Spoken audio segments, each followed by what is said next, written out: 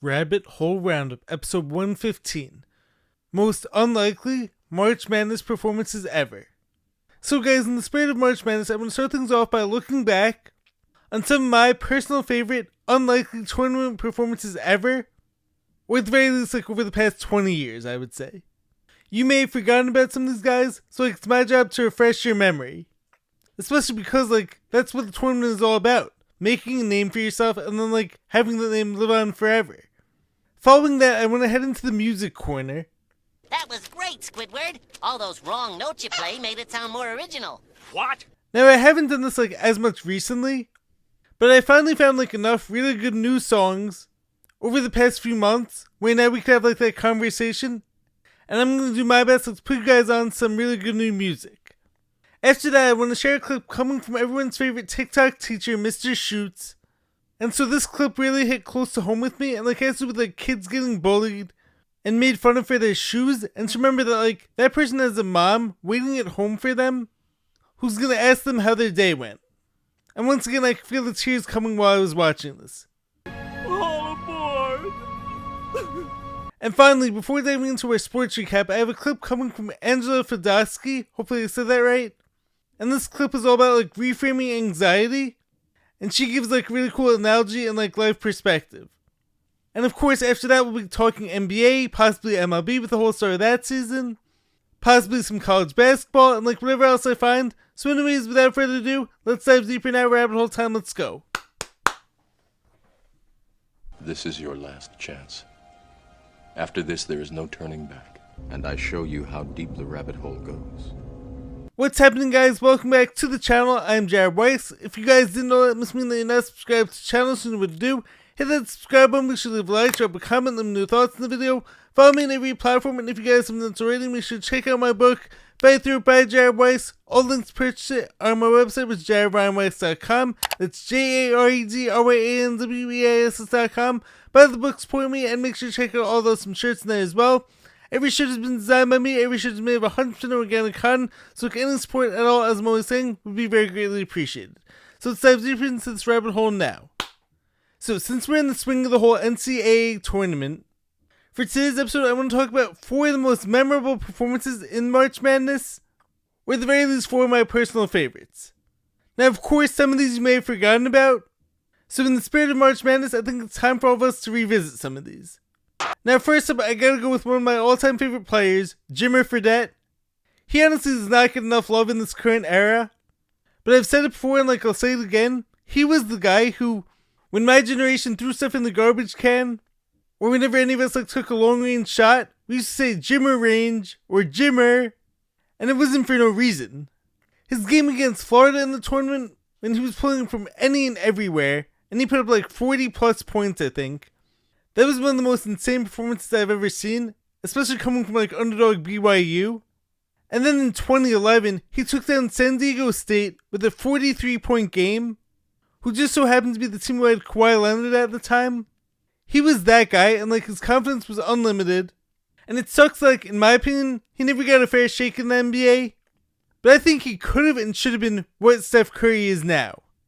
Now this of course leads me into my next legendary tournament performer, Steph Curry at Davidson. So before Steph became the Steph Curry in the NBA, who all of us know, chef cooking with it of course, he was at a small D1 school, Davidson, and he took this team on some big runs. There honestly wasn't much else to work with on this team, but Steph Curry of course was super confident in himself, and in any gym he walked into, he was a threat to pull from anywhere. Now it's of course unfortunate all of his battles with LeBron over the years sort of turned me into a hater of him and the Golden State Warriors, but as a college player, I was actually a huge fan of his. And so Steph Curry put up 40 against Gonzaga to pull off the massive upset of them in 2008, and I'm pretty sure Davidson ended up going to the Elite 8, or at the very least the Sweet 16. Next up, I'm going with Kemba Walker scoring 36 against San Diego State in the Sweet 16. So UConn's magical run to the NCAA championship started with a 4-7 conference record, heading into their conference tournament, and then after that the team rattles off 6 straight wins with basically no rest, and Kemba was so shifty, he was crossing over everyone, his game winner was insane too, and so he made a name for himself during that stretch. And now finally, I'm going with someone who a lot of you probably don't remember, Ali Farokhmanesh out of northern Iowa. I think and then after that, their name is going to live on forever in the history books. Now next up, I want to dive into the music corner. So I haven't done this in a minute, but over the past couple months, I did actually come across some really good new songs I want to put you guys onto. So first up, we have the song coming from the movie Goat. So the song is called I'm Good by Jelly Roll. And the song, of course, is a really beautiful, powerful message about coming out of that dark place and smiling once again. So the song goes oh, what a beautiful day. I'm just so glad I'm alive. I got this smile on my face because I opened up my eyes. I found my way at that place and never thought that I would. See the day I could say, I'm good, I'm good. So in case you guys don't know by now, I'm a huge fan of Jelly Roll, and this whole inspirational story, his whole comeback story. And so of course, I love the song, beautiful message, I love it. A perfect way to inject some positivity into all your days. Next, we have another one of my favorites, or actually a rap duo favorite of mine. We have Connor Price and Nick D. And of course, you can't spell iconic without Con and Nick. So these two have recently come out with some really great new songs. Now if I'm keeping it a buck, I haven't liked all their new songs, but it happens. I'm not gonna like every single song that someone makes. So anyways, we have the song Slide, which is an absolute banger. This is Connor and Nick at their best, rapping about confidence, in the typical back and forth manner, sick flow, with the awesome beat coming from Graham as always. So I love it when Connor goes got so many W's that look like a .com, or when Nick goes, you can't touch with bare hands, be too hot, ha. Work, sleep, make hits, maybe that's a great day. Reincarnated as dog could be a great Dane. So they really are the best rap duo out there these days. And I also love how it's all clean, because I'm someone who doesn't curse. So this way I can feel good when I'm singing it. Now the third song I want to put you guys onto is Best Side by Nick D. This guy has so much flow and his raps and his rhymes are seriously on another level. So this song is of course another huge confidence booster. Rapping about hey, she say you the man. Yes I am. Everything original, I ain't no cover band. I can't go back now, I'm better where I am. Not much money in my hands. Only ones that really know me are, hey, me and Uncle Sam. Sick flow, I love it. After that we have the song Hope by Fresco Trey. Another really positive, uplifting rap song. And the main focus is of course all on hope and how all of us need it. All of us need something to look forward to. And finally for this episode's music corner, if you guys don't know who Paul Russell is, you're definitely missing out. Now I'm sure all of us know the song Lil Boo Thing, which was pretty viral on TikTok at one point. But this guy has also been popping out several lesser known songs, and I feel some of these are going to be huge at one point. But two of his recent songs were High Maintenance and then Party At. All of his songs are such a vibe, and definitely has his own unique style. But if I had to classify it, I would say it's party vibes with a touch of R&B and hip hop too. So don't be acting like you ain't high maintenance if you ain't the vibe, baby. Or the girls in here hate Virgil. I guess the bathroom packed, can't get them off white. Oof. And of course, I also mentioned Mike Posner's new song. I went back to Ibiza during the last episode. So you guys check out all the songs. And of course, you can all thank me later for the recommendations and for putting you guys on some fire music. Anyways, that's your music corner for this week. Now let's move on to the next subject. Now next up, I want to share a clip coming from everyone's favorite TikTok teacher, Mr. Shoots. So let's check this out together now. So I watched this video last night on repeat about 10 times. And it was of a gentleman who said, before you come to school and make fun of some kid's new shoes, just remember his mama is sitting at home waiting to ask him, did everyone like your new shoes? And you're the reason he said no. You know what, admittedly, I get pretty firm in class with kids who are blatantly disrespectful or rude to others. And sometimes I find myself asking myself, was I too firm? Was I too hard on that kid? Could I have handled it differently? Was there something else I could have said? But then I always catch myself thinking, there's a reason I'm like that. Because there isn't a single kid in the world that deserves to come to school and be made to feel like they're less than human because of the shoes on their feet and the clothes on their back. And in a lot of those cases, the adults at home in their lives are working their tails off to provide the best they absolutely can for their kid. So before you come to school and make fun of somebody's shoes because they're goofy, they're off-brand, they're funny looking, or they're ugly, Just remember, those things might be the best gift those kids have received in their life. So be kind. So the first time I watched this, I actually teared up a bit because this whole story hit really close to home with me. I can't tell you like how many times I was that kid who went into school wearing a new shirt or like a new jersey or just got new shoes. And I was like so happy and so excited about doing this until that one kid tells me like, oh, these aren't cool or whatever the case was. And like I had to go home crying to my mom later that day. And like I say all the time, I'm a highly sensitive person and was always trying to be like the nicest to others and treat everyone with kindness. You're a good person. But of course, not everyone else is like that. And this happened to be like a super tough lesson like I had to learn early on. And it still bugs me to this day even. And of course, you always have people saying like to toughen up. And over time, you do naturally build up like some thicker skin. But how about like telling them to treat others how you want to be treated? It costs absolutely nothing to be nice to others. And also in this current age, I would also like to add in, it costs nothing to like someone's post, to leave a nice comment, or to give someone a compliment. And as Mr. Schutz just said, think about like what the other person's gonna have to go home and tell their mom about how their day went. And look, I get it, bullying is part of growing up, and like hurt people are gonna hurt people. And most of the time, like it says more about them than it does like about you. But I don't think like it should be such a prominent part of growing up, quote unquote. Or at the very least, what if we like encourage kids, more kids and more people like to be the ones who are spreading kindness to drown out like all the bullying? Because think about the difference if you have like 10 kids who come up to you and say to you like, oh my god, like those shoes are so cool and you really look awesome today.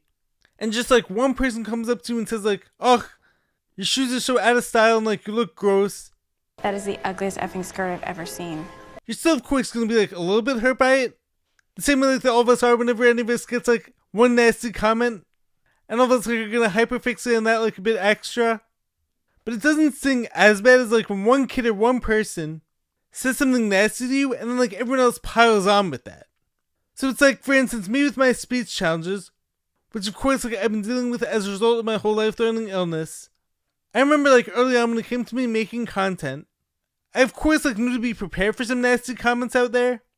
But I specifically remember like one post I made, and I saw all these comments of people making fun of me, which is of course so sick, like to be making fun of something that like, someone has no control over. And then like on top of that, I see other people who are liking those comments. And that was like what stung the most.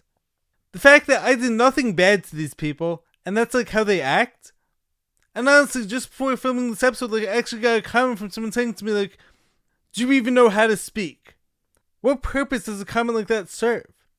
Now of course I've also gained some perspective, but I hope that like maybe my kindness and like spreading my positivity and having others like hear about my experiences with getting bullied, and by me like continuing to put myself out there every single day, I really hope like my story helps kids out there feel better about themselves and inspires them like not to let the bullies get them down, and hopefully more and more people out there will be inspired to be like part of the change and part of the solution. So anyways, be kind to people. You never know like what they have going on at home. You never know like what a person's going through right now. And remember that like they have someone waiting for them at home, waiting to ask them like how their day was. So do you want to be like the reason that kid had to go home crying? Or could you make that person's day special? And this of course goes for like any and all ages. Now finally, before we dive into this week's sports recap, I want to share a really cool perspective shift about like anxiety coming from Angelica Fedosky. So let's watch together. Someone once told me that when their heart started beating really fast, they would call it their inner applause because it was their body's way of cheering them on. And I think that is the acutest narrative adjustment ever. Oftentimes we're so quick to push away these feelings that we think are often negative instead of really focusing in on them before you go and do something big, something memorable, something extravagant, something out of your comfort zone. Your body is preparing itself. It's sending it more oxygen. Your hormones are shifting. You're mentally preparing to go do this thing. Your heart starts racing, and all of a sudden we associate all of these shifts and changes in our body as something negative, when in reality, maybe it is just body's way of saying, go get it. Go after it. You can do it. I'm here to support you along the way. Sometimes shifting our perspective and changing the narrative a little bit, telling yourself that things are going to work out, that this is my body cheering me on, this is my inner applause, that sometimes I don't need the outside circumstances or people outside cheering on for me. Sometimes I just need me and my inner applause. So I hope today, whatever you're going after, that you listen to those signals that your body is sending you and that you recognize them as something good. Remember, hot moms are happier moms. Love you, bye.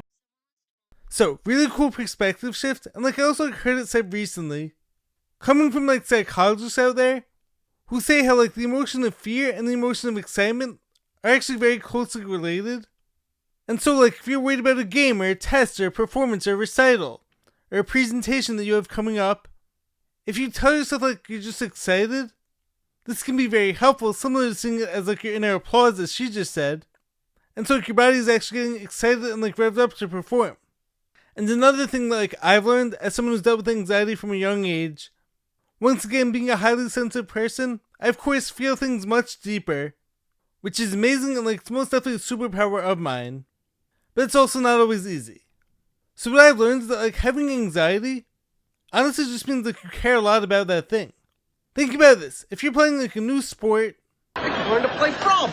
You mean golf? Golf! and have no expectations for yourself in that sport, are you anxious? Probably not. Because it doesn't really matter how you perform because no one's expecting anything from you. But on the other side, and I know this from my own experience, you've worked incredibly hard, put in hours and hours of work on your game, and now you have a college basketball tryout coming up, where coaches and players are going to be watching your every move. Are you going to feel anxious then? Most likely yes.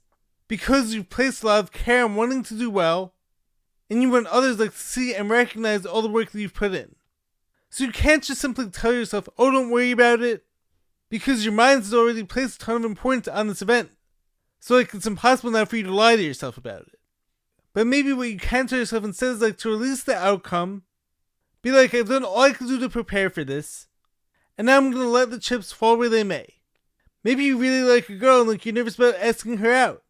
Once again, it's because you place importance on the event and on the outcome, and you care about what happens. And so on top of releasing control of the outcome, maybe you can remind yourself if you weren't so worried about this, it would probably mean you don't care. Or the anxious feeling you're feeling right now in your stomach is a reminder that you do care. So you can thank your body for this reminder, but then tell yourself you're going to go through with it anyway because doing so is the best thing for you to do. And of course this can be easier said than done, but a powerful perspective shift nonetheless, and something all of us could work on. Anyways, let's move on to the sports recap for this week. Let's go now. So let's start off the sports recap with some March Madness talk. Now for the second straight year, this bracket has been largely chalk, I would say. Not completely. There have been a few upsets here and there, but I do think it's time to point out between NIL and transfer portal, the mid-major upsets are starting to get phased out. Now of course you had High Point beating Wisconsin, and they also came close against Arkansas, but after that we've had a lot of good games, so I'm not saying it's been a bad tournament at all, but the fun of the unknown team going far in the tournament has been largely phased out. And hey, for better or worse, that's definitely the direction that college basketball is heading. Some of my favorite stories so far from the tournament early on have been starting with the guard play. So first you had the 5'10 guard at High Point, Rob Martin, who lit it up in his 2 games in this tournament at 5'10. And then you also had another 5'10 guard on California Baptist, who went up against Kansas in the first round, I think. I don't remember his name, I'm sorry about that. But he was lighting up the scoreboard too. Then of course you've also had Darius Acuff on Arkansas going off for 30 plus points. He can really score in bunches and he's super talented. Then you had St. John's, who's coached by Rick Pitino, beat Kansas on a buzzer beater. And how crazy was it? That the St. John's guard darling, the one who hit the buzzer beater, that was actually his first and only make of the game. Crazy stuff. And of course currently the tournament is still filled with some legendary coaches. You still have Rick Pitino, you have Tom Izzo, you have Kelvin Sampson, John Calipari. Now, of course, the biggest and most surprising upset up to this point has been Iowa upsetting my best friend James's school and team, University of Florida. Sorry about that, James. And not only that, but like in the first round, for Florida to beat Prairie View by like 60 points and then lose to Iowa, it would have made sense like for Florida to lose to like Houston in the next round, I think. But like for them to lose to Iowa, I just like didn't see that coming. And in the game against Iowa, it looks as if like Florida was coming back until that foreign guy in Iowa hit the dagger 3. And then of course you had like poorly run play by Florida to finish it out. Illinois has looked really good so far in the tournament, as that team is like full of really skilled foreigners, including Pedro Stojakovic's son, Andrej Stojakovic. My favorite team from early on in this tournament, St. Louis, who was led by Robbie Avila, aka Kareem Abdul-Jabbar or Larry Nerd or insert any of the other nicknames for him. That team looked really dominant in game 1 against Georgia, and like Avila could ball. I'm not sure like if he's gonna get the shot in the NBA at the next level, but like his passing skills and like his basketball IQ is like so high level. But of course, Michigan has looked really good. Duke hasn't been like overly dominant up to this point. And then of course we also have Vanderbilt almost pull off the win against Nebraska at the last second and like missed it by inches. And now for the biggest news so far in college basketball. I'm still alive in my survival pool.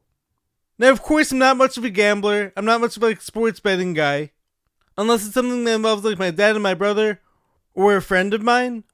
But I will say that like 2 years in a row, knock on wood, hopefully I'm not jinxing it, I haven't made any wrong picks in my survival pool 2 years straight so far, once again. Now last year, in spite of this, I actually didn't win, because unfortunately I ran out of teams to pick.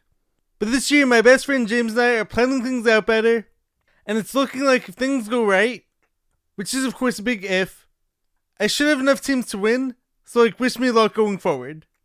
Now next, so before we get into the NBA, I have to keep advocating for my guy Mac McClung in the G League.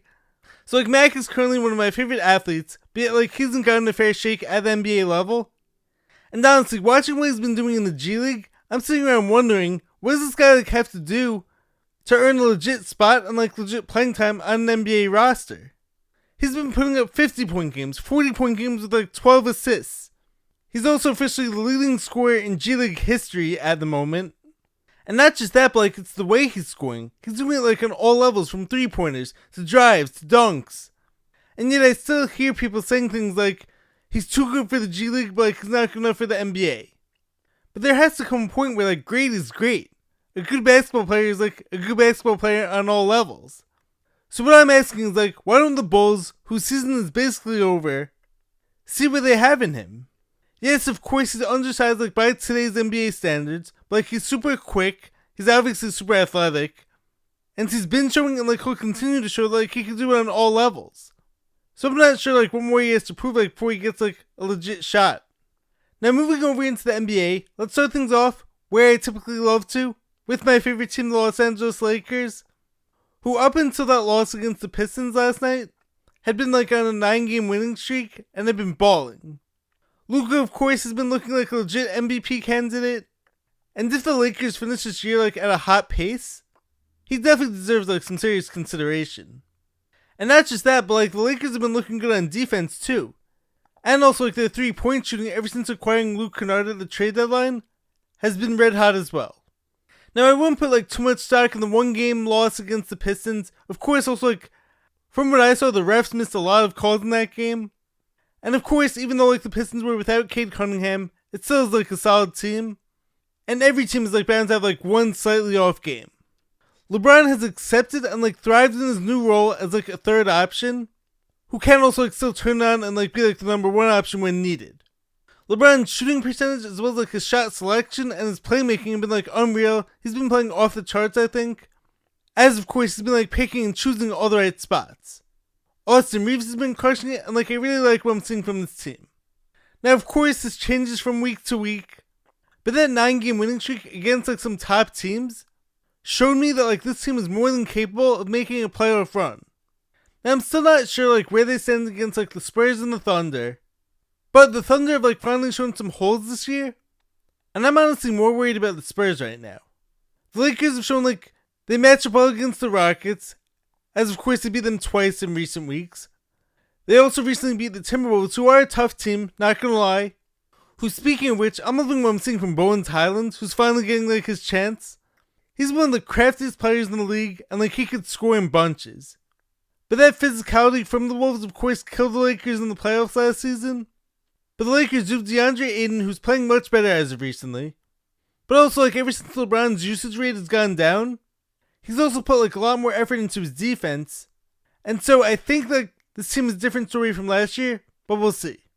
Now finally, while I would love to talk about baseball and like the start of that season coming up, or even like my fantasy baseball team who I just drafted last night, and like I think I have a really good team, I would rather wait like a few more days just like until we have some more sample space from this season.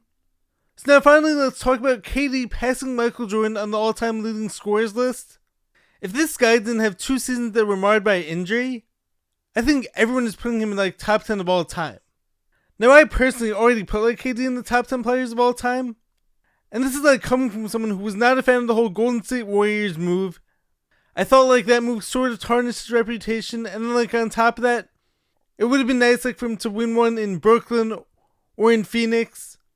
But I do like how he's someone like who keeps it real. Of course, burner accounts aside. But I also love like how dedicated he is to his craft and like improving every single day and every single year. The effortless scoring of KD and like how smooth he is and how long he's been doing this has been incredible. And yet I feel like him passing MJ in scoring the other day sort of got like overlooked by most of the sports media. I'm not sure why, but like when his career is ultimately done, which I'm not sure like when it's going to be because like his game has aged so well in recent years. And of course, knock on wood, he hasn't had like any serious injuries in recent years. He can honestly keep going for as long as he wants. And I do think like his body of work is going to be measured against the class of players right after LeBron and like Jordan. He's that talented like and he's been doing it for that long. Anyways, that's your sports recap. Let's go back to finish up the video now.